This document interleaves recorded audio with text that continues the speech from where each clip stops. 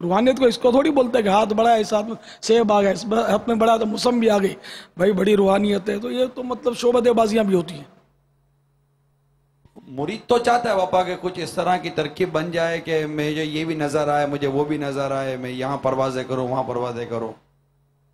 وہ پیر کے ہاتھ میں ہاتھ دیا تو یہ نہیں مرید کو ملنا چاہیے. اس لیے ہاتھ دیا ہے، پہلے پیر کو تو مل جائے پھر مرید کو ملے. اس لیے اگر اسی لیے مرید بنتا ہے تو اس نے بہت بڑی بھول کھائی ہے. بڑی بڑی جو بھولیں کرتے ہیں نا اس کی لسٹ میں اس کا نام ڈال دو.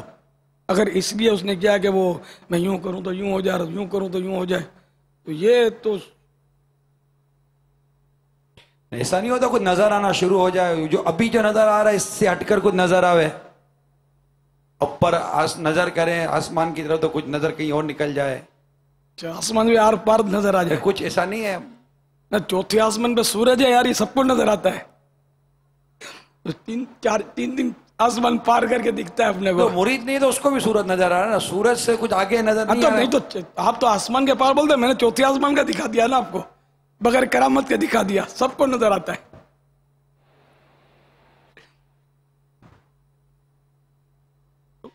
غلط فہمیاں دور کروا دے بابا کچھ مرید. نہیں تو ایسی سوچ نہ رکھا ہوا ہے، بلکہ پیر کی جو 4 شرائط ہیں ان میں یہ نہیں ہے کہ پیر صاحب مطلب یہ کرامتیں دکھاتے رہے اور مطلب یہ کرشمے دکھاتے رہے اور مطلب حساب کتاب ہوتا رہے. پیر کی 4 شرطیں، وہ صحیح العقیدہ سنی ہو، اس کا سلسلہ سرکار صلی اللہ تعالی علیہ وآلہ وسلم سے جا ملتا ہو، سلسلہ بیعت، سلسلہ نسب نہیں ہے. سید ضروری نہیں ہے، بلکہ ہر سید پیر بن بھی نہیں سکتا. سید کے لیے بھی وہ شرطیں، 4 شرطیں وہی ہیں جو میں عرض کر رہا ہوں. تو وہ سلسلہ بیعت سرکار صلی اللہ تعالی علیہ وآلہ وسلم سے اس کا متصل ہو، ملتا ہو جا کر، اس کا خلیفہ، اس کا خلیفہ، اس کا خلیفہ، اس کا خلیفہ، تو جا کر سرکار سے مل جاتا ہو صلی اللہ تعالی علیہ وآلہ وسلم. اگر بیچ میں کہیں بھی یہ سلسلہ ٹوٹتا ہے کہ کسی نے مطلب دعویٰ کر دیا ہو ایسے پیر بن بیٹھا ہو، بن بیٹھتے ہیں چل، تو پھر اس کے چلی اس کا خلیفہ، اس کا خلیفہ، اس کا خلیفہ، تو آگے چونکہ وہ سلسلہ کٹ گیا ہے تو یہ بھی پیر درست نہیں ہے، صحیح نہیں ہے. یہ بیچارے کا وہ دم کٹا ہوا پیر ہے، اس کا ہے نہیں کچھ مطلب، آگے اندھیرا اندھیرا ہے. نمبر 3، تیسری شرط یہ کہ وہ فاسق معلن نہ ہو، علل اعلان فسق نہ کرتا ہو. علل اعلان جیسے کہ وہ غیبت کرتا ہے، علل اعلان وہ دھوکہ کرتا ہے، تو داڑھی منڈاتا ہے یا خشخشی داڑھی رکھتا ہے، گالیاں بکتا ہے. علل اعلان اگر وہ فسق کرتا ہے، نمازیں چھوڑتا ہے، بے پردہ عورتوں کے ساتھ، بے تکلفی کے ساتھ، بد نگاہی، اور جیسے آج کل بیٹھکیں ہوتی ہیں، دست بوسیاں ہوتی ہیں، سب کچھ ہوتا ہے. تو اگر فاسق معلن ہے تو بھی یہ شرط مفقود، اس کی بیعت بھی جائز نہیں ہے ایسے پیر کی. اچھا، وہ چوتھی، میں نے وہ ترتیب آگے پیچھے صحیح، ایک چیز اب چوتھی شرط رہ گئی، تو یہ کہ عالم ہو. جاہل پیر نہیں بن سکتا. عالم کی تعریف اس میں یہ ہے کہ وہ عقائد سے واقف ہو اور اس کو فرائض کا علوم ہو، اس کو معلوم ہو، اور وہ ضرورت کے مسائل جاننے کے ساتھ ساتھ اس میں یہ صلاحیت ہو کہ جب کوئی ضرورت پڑ گیا تو مسئلہ کتابوں سے بغیر کسی کی مدد کے نکال سکتا ہو، اتنی صلاحیت ہو اس میں. تو ایسا عالم جو پیر ہونے کے لیے کم از کم اتنی اس میں صلاحیت ہونی چاہیے علمی. ظاہر ہے کہ اگر خود عالم نہیں ہوگا، جاہل ہوگا اور اتنی صلاحیت ہی نہیں ہوگی، تو پیر تو ہوتا رشد و ہدایت کرنے کے لیے، اصلاح کرنے کے لیے. تو جب اس کو یہ معلوم ہی نہیں کہ اصلاح کیسے ہوتی ہے، تو کیسے وہ اپنی اصلاح کرے گا، کیسے مریدوں کی اصلاح کرے گا؟ پھر ادھر کی ادھر کی باتیں کرے گا. تصوف کی کتاب پڑھ لی ایک دو، تو وہ تصوف کے قصے سناتا رہے گا، اور بس وہ اس کا آستانہ چمکتا رہے گا، جیسے کئی آستانے ایسے چمک رہے.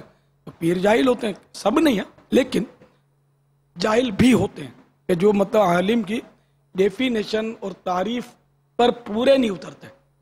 فاسق معلن ہوتے ہیں کئی پیر، تو دھمال ہے اس کی. تو مگر یہ کہ میں آپ کو یہ بتانے کو تو میں نے عرض کیا علمی باتیں ہیں، معلومات کی. لیکن کوئی ایسا ہو تو مہربانی کر کے اس کے خلاف بولنا نہیں ہے، آپ اس کے مکلف نہیں ہیں. یعنی کسی کو سمجھانا کب واجب ہے؟ جبکہ ظن غالب ہو کہ اس پیر صاحب کو ہم بولیں گے نا کہ پیر صاحب داڑھی چھوٹی رکھنا گناہ ہے، اعلیٰ حضرت نے اس کو حرام بولا ہے، تو آپ توبہ کر لیجئے، داڑھی بڑھا لیجئے. آپ کو ظن غالب آ جائے کہ پیر صاحب مان جائیں گے میں بولوں گا تو بولنا واجب ہو جائے گا. لیکن آپ سمجھدار ہیں کہ عام طور پہ پیر صاحب کو یہ ساری باتیں پتہ ہوتی ہیں، عموماً پتہ ہوتی ہیں. اب ذرا میرا تو بہت پرانے تجربات ہے نا، داڑھی پیر صاحب کی داڑھی نہیں ہے، ارے پیر صاحب بہت پہنچے ہوئے ہیں، ان کی داڑھی تو دل میں ہے. اب ٹھیک ہے، دل میں تو بورڈ چڑھا تھا گلے میں پہن لے کہ بابا میں پھانسی کا مولوی نہیں ہوں، میری داڑھی دیکھنے کے لیے آنکھیں چاہیے، میری داڑھی دل میں. کیونکہ ہم نے جو حدیثیں پڑھی اس میں تو یہ چہرے پہ داڑھی رکھنے کا پڑھا، دل میں رکھنے کا کہیں پڑھا نہیں ہے. اب یہ پیر صاحب کا نیا مسئلہ، پیر صاحب نے نیا پنگا ڈال دیا کہ میری داڑھی دل میں. اب ایسے پیروں سے اپنے پہنچ نہیں سکتے تو دور سے ٹاٹا ہے ان کو، ان کے لفڑے میں پڑتے نہیں ہے. پھر یہ پڑھیں گے تو اپنے تھوڑا بہت جو کام کرتے ہیں وہ بھی نہیں کر سکیں گے.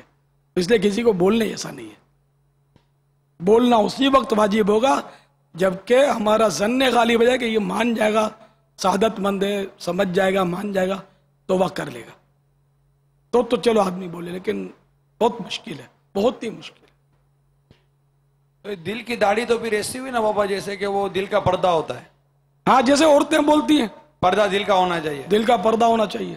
پردہ ہماری نیت صاف ہے، پردہ تو دل کا ہونا چاہیے. توبہ استغفر.